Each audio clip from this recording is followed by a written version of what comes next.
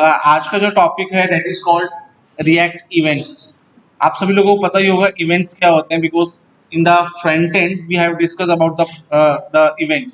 सो events क्या होते हैं? Events are just a kind of action that are perform by the user in the browser.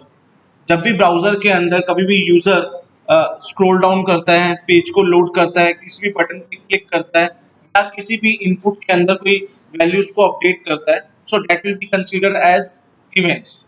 ठीक है, so events के corresponding we need a event handler जो उस event को हैंडल करे। ठीक है, अगर हम अपने इवेंट्स को प्रॉपरली हैंडल कर सकते हैं तो it means we can create our application dynamic.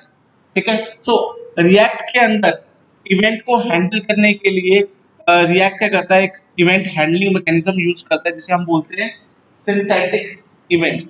Syntactic event. अब जो इवेंट हैंडल करता है, इवेंट हैंडल करने का फायदा क्या होता है इसको, रिएक्ट को? इससे क्या होगा, रिएक्ट का फायदा क्या होगा कि ये स्टेट को अपडेट कर सकते हैं। व्हेन इवेंट अकर उसको हम हैंडल करते हैं तो उससे क्या होगा, स्टेट अपडेट होगा, आपके प्रॉप्स ट्रिगर होंगे, अपडेट प्रॉप्स भी आपके अपडेट होंगे, और अगर कोई डिफॉल्ट बिहेवियर है किसी इवेंट का हम उसको भी हैंडल कर सकते हैं, उसको भी प्रिवेंट कर सकते हैं। ओके, अब प्रॉब्लम ये आती है, डिफरेंस ये आता है कि जो हम इवेंट हैंडलर जावास्क्रिप्ट में यूज करते थे और रिएक्ट जेएस में हम जो यूज करने वाले उसमें डिफरेंस क्या आता है। ठीक है, सो मैं वन बाय वन एक एक करके डिफरेंस दिखाता हूँ आपको। तो फर्स्ट डिफरेंस ये होता है, अगर आप ध्यान से देखें, ये वाला, ये एक इवेंट हैंडलर है जहां पर मैं ऑन क्लिक इवेंट को मैं हैंडल करने जा रहा हूं एंड उसके कॉरस्पॉन्डिंग मैंने एक फंक्शन को कॉल किया that is called show message. ठीक है, पहली बात अगर आप ध्यान से देखो, ऑन क्लिक जो इवेंट हैंडलर है इसमें जो जो लेटर है that is all small case. मैं जावास्क्रिप्ट की बात कर रहा हूं। ठीक है, और अगर अब मुझे कोई किसी फंक्शन को कॉल करना होता तो हम डबल कोट्स के साथ यूज करते थे और एट द सेम टाइम हम पैरेंथेसिस के साथ फंक्शन को कॉल करते थे। ठीक है, that is a JavaScript event handler. But React JS में क्या होता है कि we use camel case character. Camel case जो आपका इवेंट हैंडलर है उसका फॉर्मेट ये होगा। सेकंड, यहां पर हम कोड्स की बजाय हम ब्रेसेस यूज करेंगे and there will be no function call using brackets. ठीक है, मेन ये डिफरेंस है। उसके बाद अगर आगे चलते हैं, the third difference is that कि अगर वहां पर किसी भी इवेंट के डिफॉल्ट बिहेवियर को नलीफाई करना होता था तो हम क्या करते थे, हम कुछ ऐसे करते थे, हम यहाँ पर रिटर्न फॉल्स पास कर देते। तो उससे क्या होता है, जो भी उसका डिफॉल्ट बिहेवियर होता है वो कैंसिल हो जाता था। बट रिएक्ट जेएस में हम क्या करेंगे, we use the event object जिसको हम पास करेंगे और वो ई डॉट प्रिवेंट डिफॉल्ट की हेल्प से उसके जो डिफॉल्ट बिहेवियर है उसको क्लियर कर सकता है। ठीक है, so these are the major difference between JavaScript event handling and React JS event handler. So React.js event handler is basically provide more consistent behavior for the different kind of browsers. Okay? अब हम एक एक करके हम अपने event handler को देखते हैं, हमारे पास कौन कौन से इवेंट हैंडलर है। The first event handler that is called on click. On click event handler, on click हमने बहुत बार यूज किया हुआ बट हम उसको आज थोड़ा सा प्रैक्टिकली देख लेते हैं, एक बार थोड़ा सा डीपली स्टडी कर लेते हैं and we will also discuss some more event handler. तो मैं चलते हैं कोड पे। ओके, यहां पर चल के एक नया कंपोनेंट क्रिएट कर लेते हैं। कंपोनेंट के अंदर जाके and the name of the component is react events.js. Okay, अब यहाँ पर मैं एक फंक्शनल कंपोनेंट बना लेता हूँ बिकॉज कुछ एग्जांपल मैंने ब्लॉक के अंदर क्लास कंपोनेंट के लिए रखे हैं। सो आपके पास आपके दोनों कवर हो जाएंगे। क्लास में मैं फंक्शनल कंपोनेंट कर देता हूँ and you if you want to discuss something you can just go over the block and वहां पर क्लास कंपोनेंट के बारे में सेम इंफॉर्मेशन है। तो यहाँ पर मैं RFC यूज करूंगा, that is a snippet for functional component. Okay, अब इसके अंदर सबसे पहले मैं एक बटन क्रिएट कर लेता हूं जिसके ऊपर मैं अपना इवेंट फायर करूंगा। ओके, तो for that I just go here and just create a button और यहाँ पर लिखते हैं क्लिक मी। ओके, नाउ इसके अंदर मैं अपने फर्स्ट इवेंट हैंडलर को कॉल कर रहा हूं that is called on click. अब अगर आप ध्यान से देखो, we use camel case syntax, यहाँ पर हम कैमल केस यूज करने वाले हैं। ओके, और कैमल केस के ऊपर अब मुझे यहाँ पर कुछ भी इवेंट हैंडल करना है तो उसके लिए मुझे उसका कोड लिखना पड़ेगा। तो आप कोड लिखने का तरीका या तो आप फंक्शन को कॉल कर सकते हैं या आप डायरेक्टली इसके अंदर अपना स्टेटमेंट लिख सकते हैं। अगर मुझे इसके अंदर डायरेक्टली स्टेटमेंट लिखना है तो मुझे उसको बाइंड करना पड़ेगा। ठीक है, this is the first way कि यहाँ पर, क्योंकि अगर हम बाइंड नहीं करेंगे तो वो एक नॉर्मल फंक्शन कॉल होगा, वो नॉर्मल फंक्शन कॉल होगा, वो इवेंट नहीं होगा, वो इवेंट हैंडलर मैकेनिज्म का पार्ट नहीं होगा। देखते हैं, मैं डिफरेंस दिखाता हूँ। तो मैं यहाँ पर एक सिंपल लिखता हूँ कंसोल डॉट लॉग और यहाँ पर जाके मैं लिखता हूँ बटन क्लिक्ड। ठीक है, दोनों डिफरेंस बता रहा हूँ कि अगर ये नॉर्मल फंक्शन कॉल होगी विदाउट बाइंडिंग तो क्या डिफरेंस आता है। तो मैं इसको सेव करता हूँ। ठीक है, और रिएक्ट इवेंट्स को मैं अपने app.js कंपोनेंट के अंदर यूज कर लेता हूँ। ठीक है, और इसको इंपोर्ट भी कर लेते हैं। That is okay, we need to write import and name of the component is react events from, कहाँ पर पड़ा हुआ है हमारे पास, कंपोनेंट के अंदर पड़ा हुआ है और कंपोनेंट के अंदर हमारे पास पड़ा हुआ है रिएक्ट इवेंट्स। ओके, सेव करते हैं and open it in a application. Okay, अब एक बार कंसोल ओपन कर देते हैं। अगर आप ध्यान से देखो, मैंने तो अभी बटन पे क्लिक भी नहीं किया और आप राइट हैंड में देख सकते हो बटन क्लिक लिखा आ रहा है। वो इसलिए आ रहा है बिकॉज अभी हमने फंक्शन को बाइंड नहीं किया। जब फंक्शन को बाइंड नहीं करते तो ऑटोमेटिकली वो कॉल हो जाता है, और ये चीज जावास्क्रिप्ट में होती थी। जावास्क्रिप्ट में हम क्या करते थे, हम सिर्फ फंक्शन को कॉल करते थे तो वो ऑटोमेटिकली कॉल हो जाता। यहाँ पर जब तक हम फंक्शन को बाइंड नहीं करेंगे तब तक वो इवेंट हैंडलर का पार्ट नहीं रहेगा। तो हमेशा अपने फंक्शन को बाइंड करो। बाइंड करने का तरीका क्या है, we use arrow operator, arrow function. Okay, तो मैं इसको यहाँ एरो में डालता हूँ और इस फंक्शन को चाहे आप ब्रैकेट में डाल लो अब या नहीं डालो, क्योंकि ये सिंगल स्टेटमेंट है, दैट विल बी एग्जीक्यूटेड। तो मैं इसको सेव करता हूँ और आप जब यहाँ पर रिफ्रेश करूंगा आप देखोगे there will be no message in the console, और जैसे मैं बटन पे क्लिक करूंगा आपका इवेंट कॉल हुआ और उसको मैंने हैंडल कर लिया। ठीक है, this is the simplest way. या हम क्या कर सकते हैं, फंक्शंस बना के उसमें अंदर रख सकते हैं। फंक्शन बना के भी देख लेते हैं। तो हम क्या करते हैं, ये सारी स्टेटमेंट को यहाँ से हटाते हैं।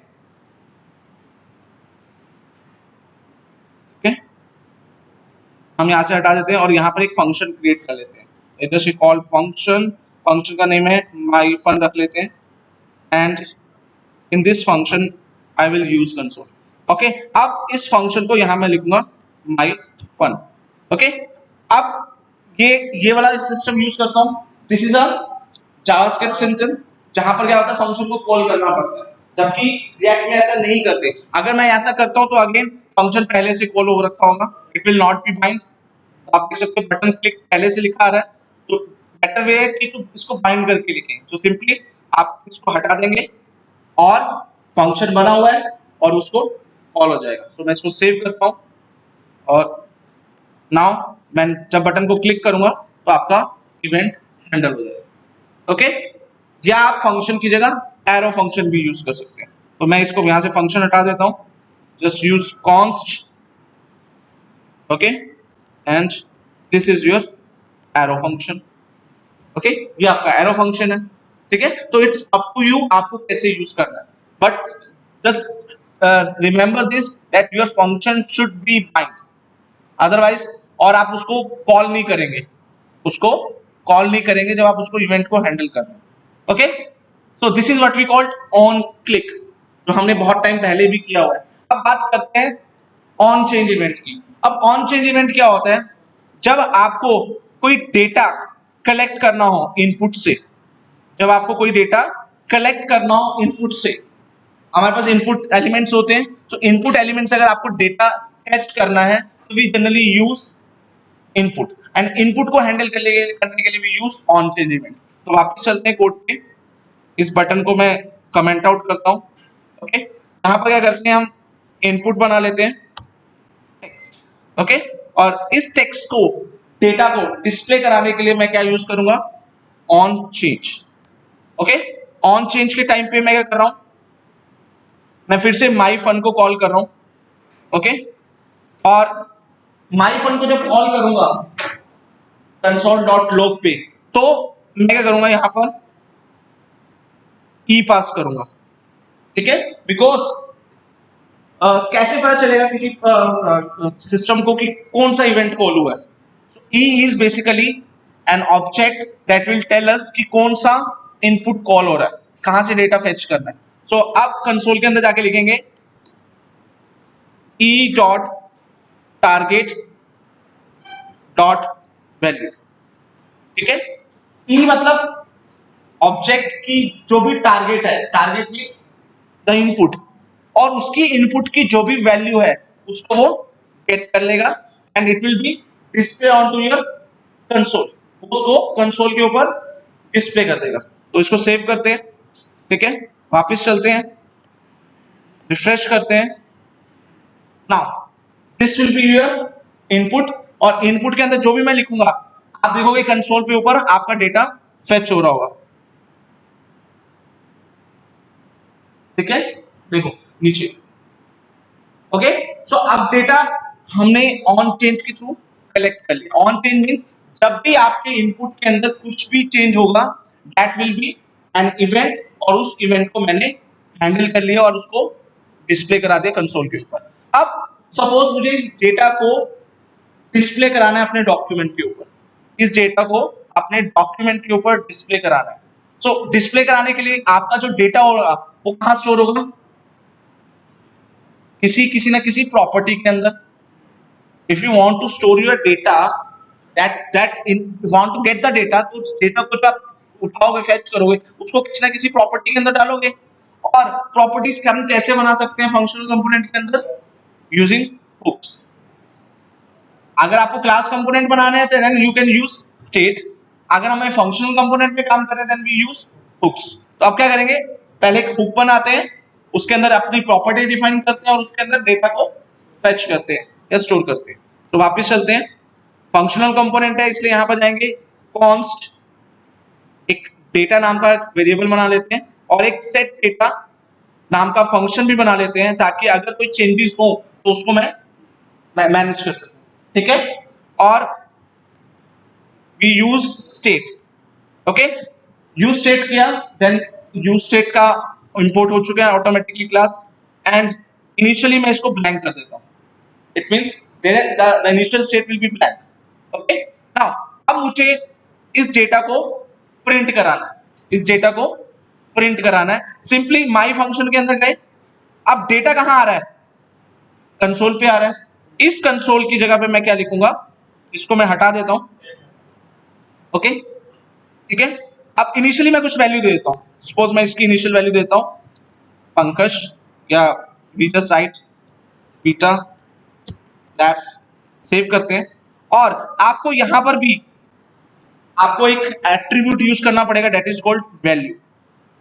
वैल्यूज क्या होती है, एक इनिशियल वैल्यू, ठीक है, इनिशियल वैल्यू जो भी होगी वो प्रिंट हो जाएगी। तो मैं यहां लिखता हूं वैल्यू इक्वल्स टू आपकी प्रॉपर्टी का नाम, प्रॉपर्टी का नाम क्या है, डेटा। प्रॉपर्टी का नाम डेटा है ना, तो जो भी वैल्यू होगी, जो भी इनपुट की वैल्यू होगी वो कहां से आएगी, अब उसको मैं किस में स्टोर करा रहा हूं, अपने प्रॉपर्टी में स्टोर करा रहा हूं। तो मैं इसको सेव करता हूं अभी, और लेट्स सी, रिफ्रेश करते हैं। तो आप देख सकते हो बीटा लैब्स पहले से लिखा हुआ आगे, इट मींस आपका इनपुट आपके प्रॉपर्टी के साथ लिंक हो चुका है। ओके, अब मैं ये जो वैल्यू है इसमें चेंज करना चाहता हूं, और जो वैल्यू चेंज होंगी मुझे यहां पर डिस्प्ले कराना है, मुझे यहां पर डिस्प्ले कराना है। डिस्प्ले कराने के लिए आपको सिंपली है, यहां नीचे जाओ, H2 लिखो और उसके अंदर अपना डेटा पास कर दो, तो वो डिस्प्ले हो जाएगा। तो मैं इसको सेव करते हैं, रिफ्रेश करते हैं, तो देखो नीचे बीटा लैब्स भी आ रहा है। ठीक है, अब मुझे इस बीटा लैब को अपडेट करना है, बट जब मैं इसको अपडेट करने की कोशिश कर रहा हूं, मैं बैकस्पेस प्रेस कर रहा हूं या मैं कुछ लिखने की कोशिश कर रहा हूं, वो आ ही नहीं रहा। देखो मैं कुछ लिखने की, मैं इस time I am using the keyboard, मैं प्रेस कर रहा हूँ कीज, बट कुछ भी अपडेट नहीं हो रहा। क्यों? आपका डेटा, आपका जो इनपुट है वो आपके प्रॉपर्टी के साथ लिंक हो चुका है, और प्रॉपर्टी के अंदर एक डिफॉल्ट वैल्यू है। अगर अगर आपको किसी प्रॉपर्टी को अपडेट करना है तो क्या करना पड़ेगा? स्टेट को अपडेट करना पड़ेगा। अब क्योंकि हम हुक्स यूज कर रहे हैं तो मुझे उसके सेट स्टेट फंक्शन को कॉल करना पड़ेगा, जो क्या करेगा, जो भी डेटा होगा उसको अपडेट करेगा। तो हम क्या करेंगे, यहां पर चलते हैं फंक्शन के अंदर, और यहां पर हम अपने फंक्शन को कॉल करेंगे, कौन सा? Set data. मैं इसको कॉपी करता हूं और पेस्ट करता हूं, और इसके अंदर जो हमने कंसोल किया था e.target.value वो पास कर देंगे। क्या होगा, जो भी टारगेट की वैल्यू होगी वो सेट डेटा उसको अपडेट कर देगा। तो मैं यहां लिखता हूं e.target.value, ठीक है। मैं इसको सेव करता हूं। तो जो भी टारगेट की वैल्यू होगी वो सेट डेटा के पास जाएगी, और सेट डेटा प्रॉपर्टीज को अपडेट कर देगा। तो मैं इसको सेव करता हूं, रिफ्रेश करता हूं, इनिशियल वैल्यू आ रही है वापस। अब अगर मैं इस पे जाके इनिशियल वैल्यू को हटाने की कोशिश करता हूं, now it can be update. तो मैंने बैकस्पेस किया, हटा दिया, इट मींस स्टेट्स के साथ वो स्टेट भी अपडेट हो रही है। अब मैं जो भी लिखूंगा यहां पर लाइक वो अपडेट हो रही है। सो अगर आपको इनपुट से डेटा लेना है तो you can use on change, और ऑन चेंज को अगर आपको गेट करना है, अगर आपको इनपुट से कोई वैल्यू गेट करनी है, then you have to bind your input to your properties. और प्रॉपर्टीज आप कुछ भी ले सकते हैं, चाहे आपकी क्लास की प्रॉपर्टी हो सकती है, चाहे फंक्शन की कंपोनेंट फंक्शन की हो सकती है। अगर फंक्शनल कंपोनेंट की बात करेंगे तो हुक्स यूज करेंगे, अगर क्लास कंपोनेंट की बात होगी तो हम स्टेट यूज करेंगे। एंड द सेम वेज मैंने यहाँ पर ब्लॉक के अंदर क्लास का एग्जांपल भी दे रखा है, और क्लास के अंदर हमने फंक्शनल कंपोनेंट की बात करी। ओके, नाउ अब हम चलते हैं थर्ड इवेंट हैंडलर के पास, जहां पर हम डिस्कस करते हैं सबमिट, ऑन सबमिट। तो ऑन सबमिट को करने के लिए हम वापस चलते हैं एप्लीकेशन के ऊपर। अब मैं एक बटन लगा देता हूं इसके नीचे, और that button is not a normal button, that button will be a submit button. तो मैं यहाँ इनपुट पे चलते हैं, और इनपुट पे जाके मैं उसको बोलता हूं कि मुझे सबमिट बटन चाहिए। ओके, वैल्यू डाल देते हैं अपलोड डेटा, ठीक है। तो इट मींस जब भी मैं सबमिट पे क्लिक करूंगा your data will be uploaded to the server. और ये सब चीजें कहां होंगी? फॉर्म के अंदर होंगी। तो मैं यहाँ पर फॉर्म कंपोनेंट, फॉर्म टैग भी बना लेता हूं, और इसका क्लोजर टैग लास्ट में लगाते हैं, ठीक है। So whatever the data in the form will be get and will be posted to the server. Okay, so अब सेव कर लिया। अब मुझे इसके ऊपर, क्योंकि मुझे डेटा को सबमिट करना है, तो मुझे उसके कॉरेस्पॉन्डिंग इवेंट हैंडलर लगाना पड़ेगा। Then event handler is on submit. Okay, और ऑन सबमिट पे आप कोई भी फंक्शन कॉल कर सकते हैं, या कोई भी आप इंस्ट्रक्शन पास कर सकते हैं। अभी के लिए मैं वापस माई फन को कॉल करता हूं, ठीक है। So I just pass my fun. अब माई फन क्या करेगा, जो भी इनपुट के अंदर वैल्यू होगी उसको गेट करेगा, प्रॉपर्टी में इसमें सेव करेगा। अगर आप प्रॉपर्टी को भेजना चाहते हो, आप प्रॉपर्टीज को फॉरवर्ड कर सकते हो, ठीक है। So on submit will be an event handler that whatever the data in the form will be submitted to the server. तो मैं इसको सेव करता हूं, वापस चलते हैं, रिफ्रेश करते हैं, and there will be a button. Okay, so the initial value is already stored. So अगर मुझे चेंज करना है, मैं सर्च करता हूं बीटा से पंकज कपूर, और मुझे इस डेटा को अपलोड करना है। अपलोड करने के लिए मैंने इसके ऊपर ठीक है, इस सेट डेटा तो है, डेटा अपडेट भी हो रहा है, and eight the same time मैं एक और फंक्शन बना देता हूँ, तो ठीक है, जस्ट अपलोड, ठीक है, अपलोड, और उसको मैं लिंक कर लेता हूँ, that will be a const upload, और उसको मैं अलर्ट करा लेते हैं। अलर्ट, अलर्ट क्या कराएंगे, डेटा, जो भी डेटा होगा दैट गोना बी अलर्ट, ठीक है। और कब होगा, अपलोड पे, ओके, क्योंकि माई फन तो ऑन चेंज के साथ अटैच है, तो मैंने एक नया फंक्शन क्रिएट कर लिया। सेव किया, रिफ्रेश किया, डेटा जो भी है, ओके। जैसे मैं अपलोड पे क्लिक करूंगा, अलर्ट आ गया, and what ever the data जो मैंने पास करना है वो यहाँ पर मैंने भेज दिया, और जैसे ओके करूंगा और डेटा आपकी फील्ड रिफ्रेश हो जाएंगी। देखो डेटा लैब्स आ गया, तो इट मींस फील्ड रिफ्रेश हो गया। ऐसा कर सकते हैं, इनिशियल वैल्यू को हटा देते हैं, that gonna be more convenient. Refresh करते हैं, ब्लैंक आ गया। जो भी डेटा डालता है, सपोज मैं डालता हूं सचिन, ओके सचिन लिख रहा हूं, ऑन चेंज इवेंट कॉल हो रहा है, अपलोड करते हैं। Now Sachin will be printed, तो इट मींस डेटा अपलोड हो रहा है, और जैसे ओके करता हूं, नाउ आप देखोगे आपकी फील्ड्स ब्लैंक हो जाएगी। फील्ड्स ब्लैंक हो रही है, इट मींस पेज रिफ्रेश हो रहा है, क्योंकि जब भी आप अपलोड करते हो जो भी डेटा होता है वो सर्वर के पास जाता है और पेज वापस रिफ्रेश हो जाता है। ठीक है, क्योंकि अब इनिशियल वैल्यू थी इसलिए वो पता नहीं चल रहा था, इसलिए मैंने उसको ब्लैंक कर दिया। Now you can see the data have been posted and your form again come to the initial state. Okay, this is understand. But अब मुझे क्या करना है, मुझे इसको डेटा को अपलोड नहीं करना। I just want this submit button will behave like a normal button. मुझे इसका बिहेवियर खत्म करना है। I just don't want कि data will be posted. It should be stay on the page. It should be stay on the page. तो क्या करेंगे, वापिस चलते हैं कोड के ऊपर। तो अलर्ट के टाइम के बाद, अलर्ट के टाइम पे जो डेटा अपलोड करना है उसका बिहेवियर मुझे, और जो बटन का बिहेवियर है उसको खत्म करना है। तो मैं ई पास कर रहा हूं, और ई के साथ यहां लिखूंगा e dot whatever the object, whatever the event call, it should be prevent default। उसका जो डिफॉल्ट बिहेवियर है उसको खत्म कर दो। तो I just right e dot prevent default। तो क्या होगा, अब आपका बटन नॉर्मल बटन की तरह काम करेगा, it's not become a submit button. तो डेटा लिखते हैं यहाँ पर, सपोज मैं लिखता हूँ मनीष कुमार, ओके अपलोड किया मनीष कुमार, अब अलर्ट आ रहा है, इट मींस, बट जब मैं ओके करूंगा data will not be posted, so it will be a normal button, और ये नॉर्मल क्लिक की तरह काम कर रहा है, ये नॉर्मल क्लिक की तरह काम कर रहा है। सो मैंने उसका सबमिट का बिहेवियर खत्म कर दिया। Okay understand. So you can make your default behaviour to be nullify. आप उसको उसके बिहेवियर को खत्म कर सकते हैं, क्लियर कर सकते हैं। Understand. So we have discussed on click, on change and on submit, and at the on submit we have also discussed prevent default।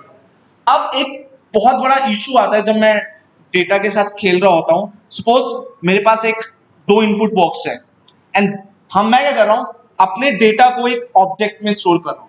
ठीक है, मैं आपको एक बार दिखा देता हूँ, क्योंकि मुझे एक प्रॉब्लम फेस हो रहा था, मैंने उसका सॉल्यूशन निकाला। देखो मैं एक कंपोनेंट को इंपोर्ट कर रहा हूं, that is state object. Okay, so ध्यान से देखो, इस कंपोनेंट के अंदर मेरी एक प्रॉपर्टी है, दैट इज नेम। जो ये नेम प्रॉपर्टी है, इट्स अ ऑब्जेक्ट जिसमें क्या होगा, फर्स्ट नेम और लास्ट नेम। मेरे पास फर्स्ट नेम है और लास्ट नेम है। इनिशियली मैंने उसको ब्लैंक कर दिया ताकि आपके इनपुट बॉक्स के अंदर कुछ ना हो।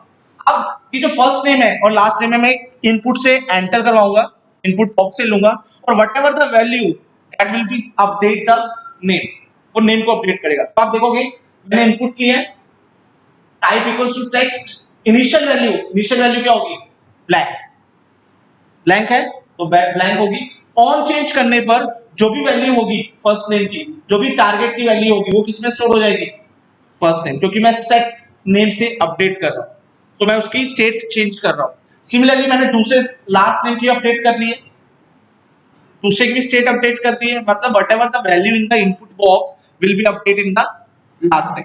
ओके, और उसके बाद मैंने इनको प्रिंट भी कर लिया। मैंने सिंपली क्या किया, नेम डॉट फर्स्ट नेम और नेम डॉट लास्ट नेम को प्रिंट कर लिया। ठीक है, तो एक इसको देखते हैं।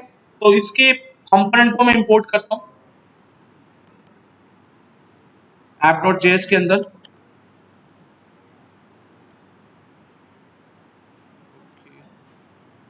be paste। ओके, एप्लीकेशन पे चलते हैं। देखो यहां पर फर्स्ट नेम है, दो बॉक्सेस बने हुए हैं। First box gonna be getting the value of the first name, second input will getting the value of the last name. अब मैं इसके अंदर वैल्यू एंटर करता हूं। So my first name will be Pankaj तो देखो फर्स्ट नेम पे value update हो रही है, दैट इज अ नॉर्मल, जो अभी अभी मैंने रिसेंटली ये चीज की है। अब अगर मैं लास्ट नेम पे, तो मेरे पास लास्ट नेम भी मेरे नेम के साथ कनेक्टेड है, क्योंकि नेम इज एन ऑब्जेक्ट और उसके पास उसके दो नेम थे, first name and last name. तो फर्स्ट नेम तो सेट हो गया। अब मैं सेकंड नेम पे जब अपडेट करता हूं, ध्यान से देखना, my first name state have been clear. First name state clear हो रही है क्योंकि दोनों प्रॉपर्टीज किसकी हैं, नेम की। बट जब मैं नेम के एक इनपुट से वैल्यू स्टेट में अपडेट करता हूं वो हो जाती है, बट जब मैं दूसरी वैल्यू को अपडेट करने की कोशिश करता हूं वो करने नहीं दे रहा। कोई बताएगा इसका रीजन क्या है? क्योंकि जब मैं दोबारा सेकंड इनपुट बॉक्स में डाल रहा हूं वैल्यू, तो आपका पेज रीरेंडर हो रहा है। तो रीरेंडर हो रहा है तो क्या हो रहा है, स्टेट दोबारा से कॉल हो रही है और स्टेट दोबारा से अपडेट हो रही है, तो एक को अपडेट कर रहा है, एक को नहीं अपडेट कर रहा। क्यों? क्योंकि मैं यहाँ पर हुक्स यूज कर रहा हूँ। हुक्स क्या करता है, वो स्टेट को मर्ज नहीं करता। लाइक क्लास कंपोनेंट क्या होता है, क्लास कंपोनेंट के अंदर जब भी आप किसी भी प्रॉपर्टी की स्टेट अपडेट करते हो और वो दूसरी स्टेट के मर्ज करके चलता है, मतलब अगर उसके अंदर और भी कंपोनेंट है और भी डेटा है तो उस दोनों की स्टेट को नई वाली स्टेट के साथ मर्ज करके चलता है। जबकि हुक्स के अंदर ऐसा ऑटोमेटिक नहीं होता, we have to do it manually. ठीक है, उससे पहले एक छोटा सा चीज और दिखाता हूं आपको, देखते हैं कि क्या मैं जो बोल रहा हूँ वो सही है या नहीं है। तो मैं क्या करता हूं, स्टेट में चलते हैं, मैं यहाँ पर एक H2 के अंदर जेसन डेटा को ऐड करके देखता हूँ। So I just write JSON dot signify और इसके अंदर मैं नेम को पास कर देता हूँ। Means I just want to check कि मेरे नेम ऑब्जेक्ट के अंदर क्या क्या चीजें हैं। मैं रिफ्रेश करता हूँ, देखो मेरे नेम के अंदर दो फील्ड्स हैं। तो जब मैं अपनी फर्स्ट फील्ड पे अपडेट करता हूँ तो सिर्फ और सिर्फ फर्स्ट वाली फील्ड अपडेट होगी। देखो लास्ट नेम वाला जो स्टेट है वो हट जाता है, वो उसको मर्ज नहीं करके चल रहा है, एक ही स्टेट को मर्ज करके चल रहा है। जब मैं लास्ट नेम पे जाता हूं तो फर्स्ट नेम हट जाता है, लास्ट नेम आ रहा है। तो इट मींस एक टाइम पे वो एक ही स्टेट को अपडेट कर रहा है और दूसरी वाली स्टेट को साथ लेके नहीं चल रहा। तो इस तरह की जो प्रॉब्लम्स आती है इसको भी आपको हैंडल करना पड़ेगा, because these problems are concern with the events. तो जब भी आप इवेंट्स के कॉरस्पॉन्डिंग किसी भी चीज को अपडेट करें और आप चाहते हो कि उसके थ्रू प्रीवियस स्टेट भी मर्ज होके चले, तो आपको कुछ नहीं करना। जब आप अपडेट कर रहे होंगे यहां पर, तो आप सेट नेम को बोलोगे कि आप जब आप फर्स्ट नेम के अंदर स्टेट मेरी अपडेट कर रहे हो तो मेरी ऑलरेडी जो नेम की स्टेट है उसको मर्ज करके चलना है। तो उसके लिए यहां पर हम क्या यूज करेंगे, स्प्रेड ऑपरेटर। आप क्या करोगे, फर्स्ट नेम से पहले ट्रिपल डॉट नेम मींस अपने ऑब्जेक्ट का नेम पास कर दोगे। तो इसका मतलब क्या होगा, आप रिएक्ट को बोल रहे हो कि जब आप फर्स्ट नेम वाली स्टेट को अपडेट कर रहे हो तो मेरी ऑब्जेक्ट की स्टेट को भी मर्ज करके चलो। तो नेम इज एन ऑब्जेक्ट, तो पूरा प्रीवियस स्टेट होगी वो मर्ज होकर चलेगी। सिमिलरली जब आप लास्ट नेम को अपडेट करोगे तब भी आप उसको बोलोगे कि मेरी प्रीवियस स्टेट को अपडेट लेके चलो। तो we use spread operator. Spread operator help us to merge the state of the component with the previous state. Okay, so मैं इसको सेव करता हूं, वापस चलते हैं, एप्लीकेशन पे रिफ्रेश करते हैं और आप देखोगे जब मैं यहां पर, अब आप देख सकते हो नीचे मेरे पास दोनों स्टेट्स आ रही है। ठीक है, अब मैं यहां पर जब फर्स्ट स्टेट पे अपडेट करता हूं, ठीक है, तो मेरी फर्स्ट नेम वाली अपडेट हो रही है। तो इट मींस नेम वाला फर्स्ट वाला क्या हो रहा है, फर्स्ट वाला अपडेट हो रहा है, तो कह रहा है कि मैं पिछली वाली स्टेट को भी लेके चल रहा हूं। आप देखोगे नेम तो इनिशियली ब्लैंक था तो ब्लैंक को भी ऐड करके चल रहा है, मर्ज करके चल रहा है। सिमिलरली अगर मैं नेक्स्ट पे चलता हूं लास्ट नेम पे, तो वो क्या करेगा, फर्स्ट नेम को भी मर्ज करके चलेगा। तो मैं यहां पर अगर कपूर लिखूंगा, आप देखोगे फर्स्ट नेम भी आ रहा है और लास्ट नेम भी अपडेट हो रहा है। So this is done because with the help of spread operator. So जब भी आप ऑब्जेक्ट्स को यूज कर रहे होंगे या आप जब एरे को यूज कर रहे होंगे कि आप चाहते हो कि प्रीवियस वाला टर्म भी रहे और आप अगले वाला डेटा भी उसके अंदर ऐड हो, ठीक है, तो we will use spread operator. Okay class, so this is all about events in React. Thank you.